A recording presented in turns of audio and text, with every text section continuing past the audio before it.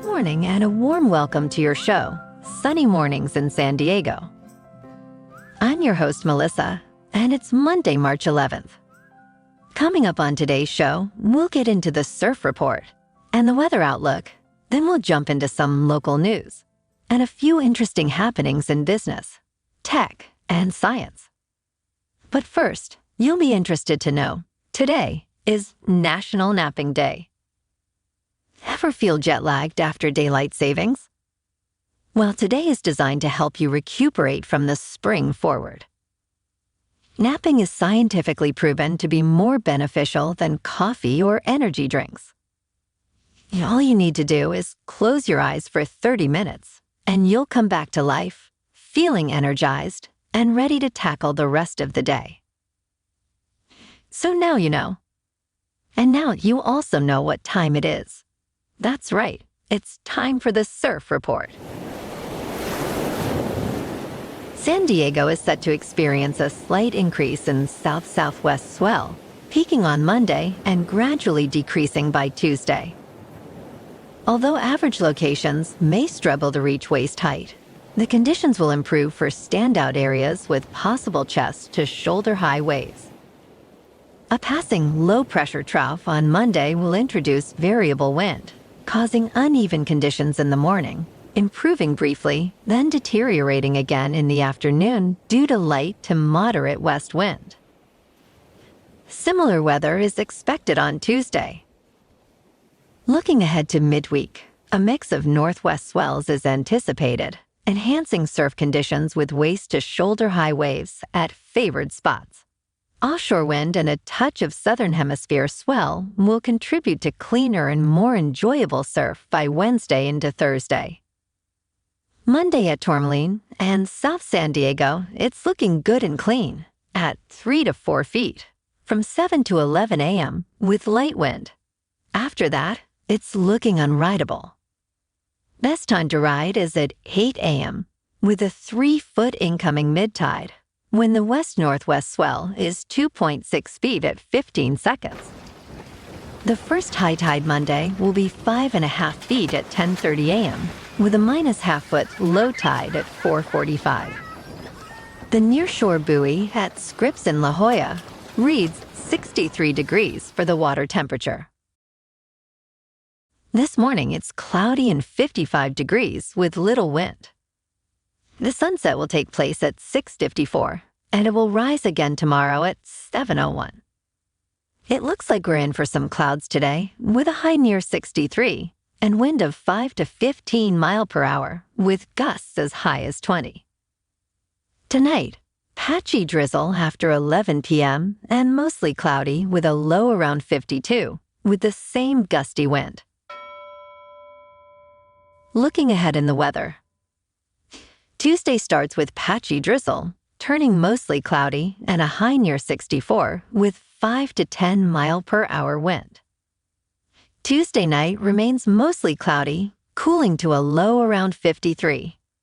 Wednesday sees morning drizzle, then gradual clearing to a high of 66, with similar early conditions on Thursday, but reaching 69. Nights from Wednesday to Friday will be mostly clear, with temperatures dipping to the low 50s. Friday shines brightly, promising sunny skies and a comfortable high near 70. The weekend looks to be warming up. Bonjour, food enthusiasts. This podcast is brought to you by Versailles Cafe and Pastries in Encinitas. Nestled on El Camino Real South, just north of Encinitas Boulevard, this cafe is a haven for culinary delights. Indulge in their amazing Eggs Benedict or their gluten-free crepes. You can grab a panini for lunch or just breeze on through to get your morning coffee. They are open every day from 8 to 5. So stop on by and don't forget to tell them Sunny Morning sent you. In local news, a significant sand replenishment project led by the U.S. Army Corps of Engineers has recently concluded in Solana Beach and is now commencing in Encinitas. Moonlight Beach in Encinitas is the current focus, where sand distribution is set to begin aiming to enhance the shoreline over the coming 4 to 6 weeks. The project will extend the beach by approximately 50 feet across a 8,000-foot stretch, utilizing over 340,000 cubic yards of sand. This endeavor marks the continuation of a broader initiative, the Encinitas and Solana Beach Coastal Storm Damage Reduction Project. With $30.5 million in federal funding secured, the project aims to fortify the coast against erosion while supporting tourism and recreation by maintaining expansive sandy beaches.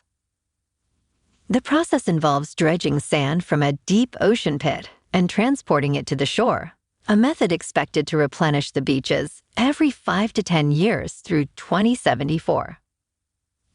Meanwhile, a similar project in San Clemente faces delays due to the unsuitable quality of the dredged material, highlighting the complexities of coastal management efforts.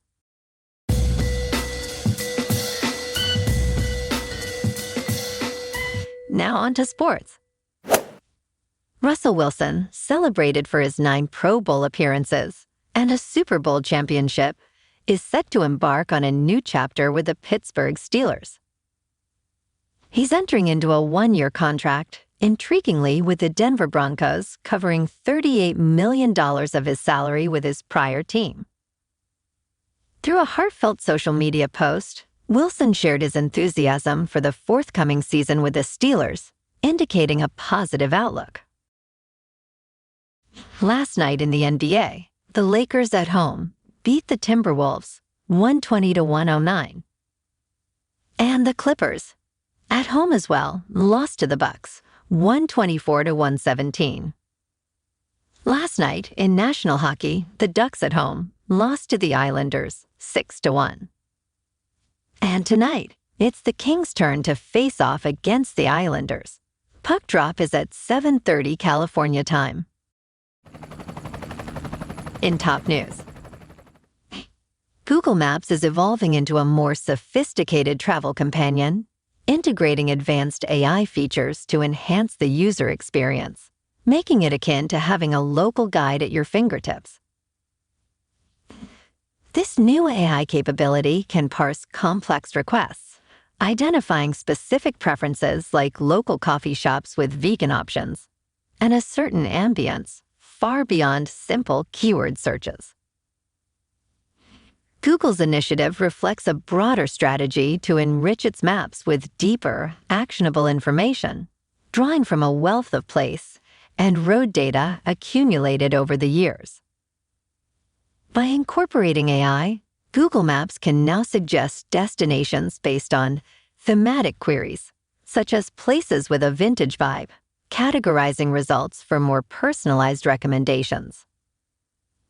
This technology not only benefits casual explorers, but is a significant asset for travelers, providing detailed, relevant suggestions that align with their interests and situational needs. Yeah, I'm not sold on that one yet. Let me know when it starts cooking the food, too. In business news, the U.S. stock market's 2024 bull run is at a pivotal moment, with an upcoming inflation report poised to influence its trajectory and provide insights on the economy's direction. Investors and analysts are closely watching this development, anticipating that the Federal Reserve might initiate interest rate cuts this year, signaling confidence in controlling inflation while maintaining low unemployment. For the Fed to consider easing, inflation doesn't necessarily need to hit the 2% target, but must not worsen. Despite a spike in January's inflation data causing a stock market dip, this may be a prime opportunity for risk-taking in the U.S. market, buoyed by favorable employment trends and moderated wage growth. Market analysts await February's inflation data, understanding its potential to swiftly influence market dynamics, with bond market movements also playing a key role in shaping stock market breadth this year. In crypto movement, Bitcoin is nearing $70,000 after a strong weekend. Ethereum is nearing $4,000, and Solana is $141. It's looking like a crypto spring this year. Moving on to a more local vibe. In our community spotlight on health and wellness, we are working with a national Pilates studio to bring you some free classes, so listen up.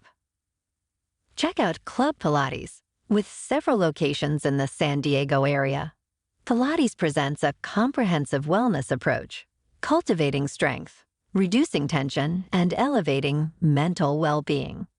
Scientific research affirms its benefits. So now you can check out Club Pilates for a free class, with locations in Encinitas, Solana Beach, Oceanside, La Jolla, and more. Just be sure to tell them Sunny Morning sent you by. And now, back to the show. Let's talk science. National Geographic explorer Bob Actifreschi shares his expertise on photographing solar eclipses with this year's total eclipse on April 8th.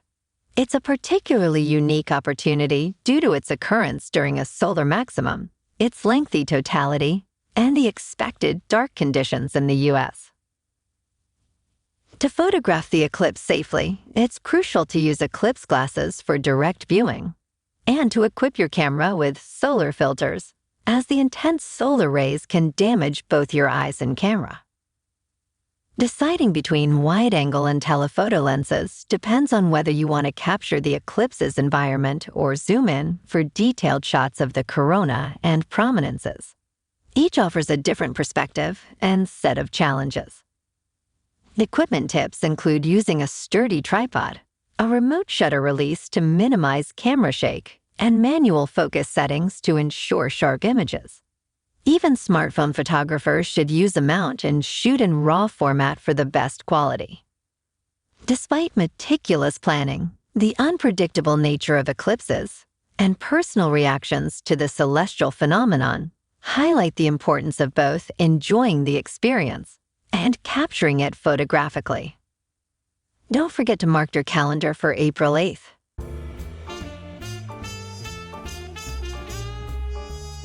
And in entertainment news, Nintendo and Universal Pictures have announced a collaboration to produce a new animated film based on the iconic Super Mario game franchise, slated for release in April of 2026.